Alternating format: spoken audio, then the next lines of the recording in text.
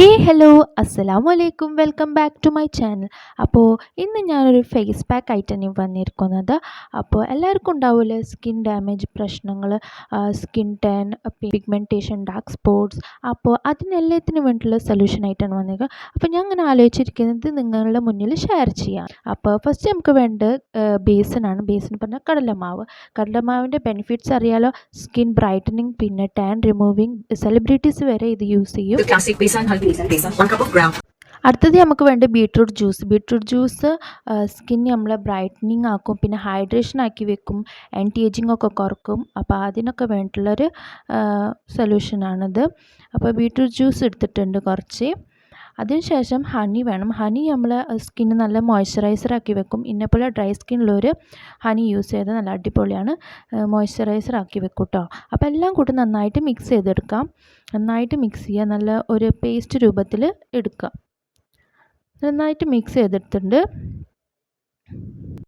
അപ്പോൾ ഇങ്ങനെ നന്നായിട്ട് പേസ്റ്റ് രൂപത്തിൽ നന്നായിട്ട് മിക്സ് ആക്കി എടുത്തിട്ടുണ്ട് കേട്ടോ. ഇനി നമ്മളിത് ഒന്ന് ഫേസിൽ അപ്ലൈ ചെയ്ത് കൊടുക്കാം. ബ്രഷ് വെച്ച് ചെയ്യുന്നവരുണ്ടെങ്കിൽ ചെയ്തോളൂ. ഞാൻ കൈ വെച്ചിട്ടാണ് ചെയ്യുന്നത്, എനിക്കിതാണ് കംഫർട്ടബിൾ. അപ്പോൾ നന്നായിട്ട് അപ്ലൈ ചെയ്ത് കൊടുക്കുന്നുണ്ട് കേട്ടോ. എല്ലാ ഭാഗത്തും എവിടെയൊക്കെയാണ് നല്ല പിഗ്മെൻറ്റേഷൻ ഉള്ളത് അവിടെയൊക്കെ നന്നായിട്ട് അപ്ലൈ ചെയ്ത് കൊടുക്കുക. എൻ്റെ ഈ ചുണ്ട് ഭാഗത്തൊക്കെയാണ് നല്ല പിഗ്മെൻറ്റേഷനും കാര്യങ്ങളൊക്കെ. അപ്പോൾ അവിടെയൊക്കെ നന്നായിട്ട് അപ്ലൈ ചെയ്ത് കൊടുത്തിട്ടുണ്ട് കേട്ടോ, കണ്ണിൻ്റെ താഴെ എല്ലായിടത്തും. പിന്നെ നമ്മൾ നെക്കിലും കൂടി അപ്ലൈ ചെയ്ത് കൊടുക്കണം. നമ്മൾ എന്ത് സാധനം മുഖത്ത് അപ്ലൈ ചെയ്യുമ്പോൾ നെക്കിലും കൂടി അപ്ലൈ ചെയ്ത് കൊടുക്കണം കേട്ടോ. അപ്പോൾ ഞാൻ നന്നായിട്ട് നെക്കിലും കൂടി അപ്ലൈ ചെയ്ത് കൊടുത്തിട്ടുണ്ട് കേട്ടോ. ഇനി നമുക്കൊരു 5 മിനിറ്റ് അല്ലെങ്കിൽ 10 മിനിറ്റ് വെയിറ്റ് ചെയ്യുക. അതൊക്കെ ഒന്ന് ഉണങ്ങി കിട്ടുന്നവരെ നമുക്ക് വെയിറ്റ് ചെയ്യാം കേട്ടോ. അങ്ങനെ ഇത് ഉണങ്ങി വന്നിട്ടുണ്ട് കേട്ടോ. ടച്ച് ചെയ്തപ്പോൾ കൈമൊക്കെ ആവണില്ല. അപ്പോൾ ഇതൊന്ന് വാഷ് ചെയ്തിട്ട് വന്നിട്ടുണ്ട് കേട്ടോ ഞാൻ.